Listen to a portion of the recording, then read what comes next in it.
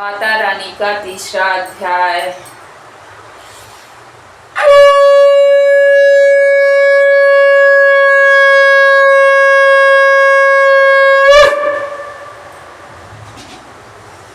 सर्वमंगल मांगल्ये शिवे सर्वादिशाधिके शरण्ये त्र्यंबके गौरी नारायणी नमस्तुते। सेनापतियों सहित महिषासुर का वध जगदम्बा के श्री अंगों की कांति उदय काल के सहस्त्रों सूर्य के समान है। वे लाल रंग की रेशमी साड़ी पहने हुए हैं। उनके गले में मुंडमाला शोभा पा रही है।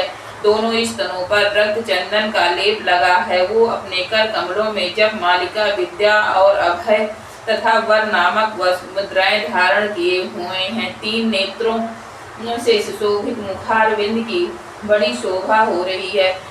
उनके मस्तक पर चंद्रमा के साथ ही रत्नमय मुकुट बंधा है तथा वे कमल के आसन पर विराजमान है। ऐसी देवी को मैं भक्त पूर्वक प्रणाम करती हूँ। ऋषि कहते हैं, दैत्यों की सेना को इस प्रकार तहस नहस होते देख महादैत्य सेनापति किशोर क्रोध में भरकर अंबिका देवी से युद्ध करने के लिए आगे बढ़ा। वह असुर रणभूमि में देवी के ऊपर इस प्रकार बाणों की वर्षा करने लगे जैसे बादल मेरुगिरी के शिखर पर पानी की धार वर्षा रहा हो। तब देवी ने अपने बाणों से उसके बाण समूह को अनायास ही काट कर उसके घोड़ों और सारथी को भी मार डाला। साथ ही उनके धनुष तथा अत्यंत ऊंची ध्वजा को भी तत्काल काट गिराया। धनुष कट जाने पर उसके अंगों को अपने बाणों से बींध डाला। धनुष रथ घोड़े और समाधि के नष्ट हो जाने पर वह अश्रुधार और तलवार लेकर देवी की ओर दौड़ा। उसने तीखी धार वाली तलवार से सिंह के मस्तक पर चोट करके देवी को भी बाएं भुजा में बड़े वेग से प्रहार किया। राजन देवी की बाह पर पहुंचते ही वह तलवार टूट गई। फिर तो क्रोध से लाल आंखें करके उस राक्षस से शूल हाथ में लिया और उस महादैत्य ने भगवती भद्रकाली के ऊपर चलाया। वह शूल आकाश से गिरते हुए सूर्यमंडल की भांति अपने तेज से प्रज्वलित हो उठा। उस शूल को अपनी ओर आते देख देवी ने भी शूल का प्रहार किया। उससे राक्षस के शूल के सैकड़ों टुकड़े हो गए। साथ ही महादैत्य किशोर को भी धज्जियां उड़ गईं। वह प्राणों से हाथ धो बैठा।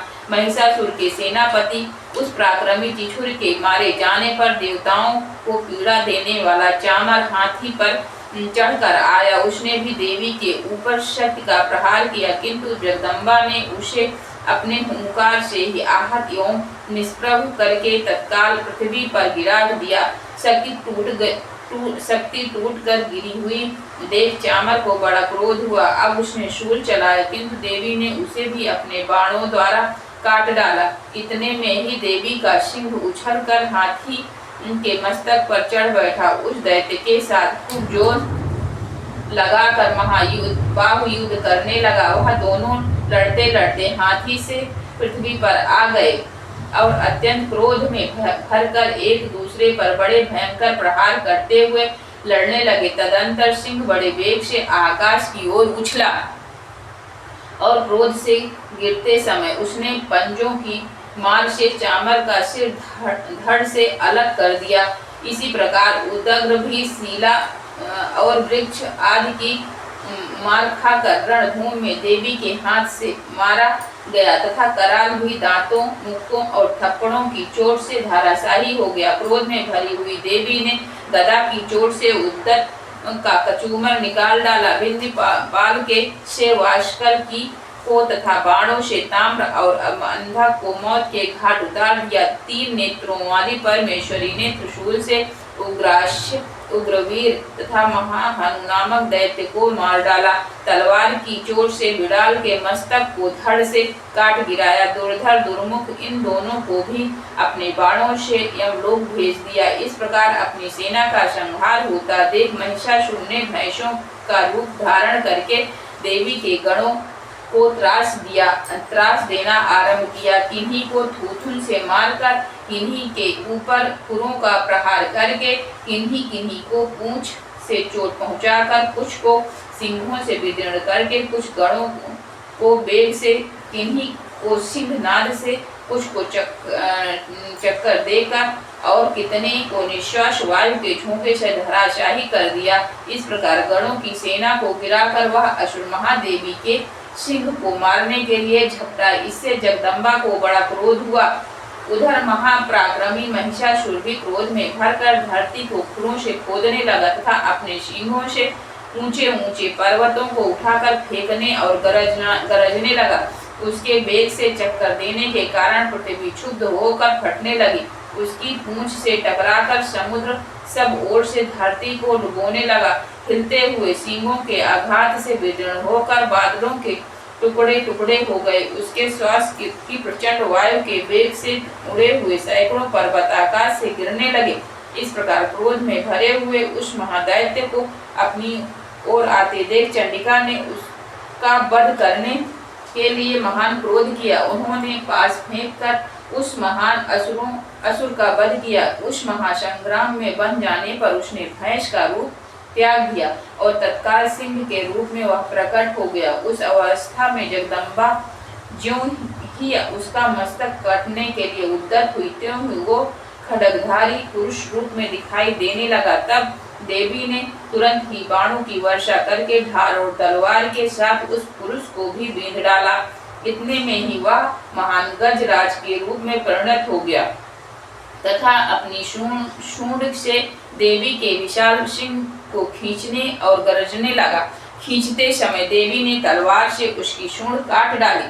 तब उस महादैत्य ने पुनः भैंसों का शरीर धारण कर लिया और पहले की ही भांति चराचर प्राणियों सहित तीनों लोगों को व्याकुल करने लगा। तब क्रोध में भरी हुई जगन माता चंडिका बारंबार उत्तम मधु का पान करने और लाल आंखें करके हंसने लगी। उधर वह बल और पराक्रम के मद से उन्मत्त हुआ राक्षस गर्जने लगा और अपने सींगों से चंडी के ऊपर पर्वतों को फेंकने लगा।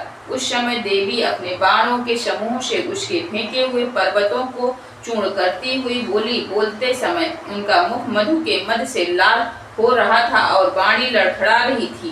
देवी ने कहा, ओ मूढ़, मैं जब तक मधु पीती हूँ तब तक तू क्षण भर के लिए खूब गरज ले। मेरे हाथ से यही तेरी मृत्यु हो जाने पर अब शीर्ष ही देवता भी गरजने लगा। शीघ्र ही देवता भी गरजने लगा। ऋषि कहते हैं, यूं कहकर देवी उछली और उस महादैत्य के ऊपर चढ़ गई। फिर अपने पैर से उसे दबाकर उन्होंने शूल से उसके कंठ में आघात किया।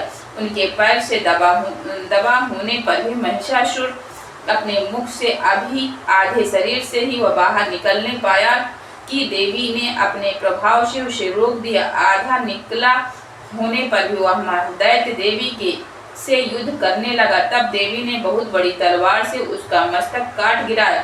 फिर तो हाहाकार करती हुई दैत्यों की सारी सेना भाग गई तथा संपूर्ण देवता अत्यंत प्रसन्न हो गए। देवताओं ने दिव्य महर्षियों के साथ दुर्गा देवी का स्तुति किया। गंधर्व राज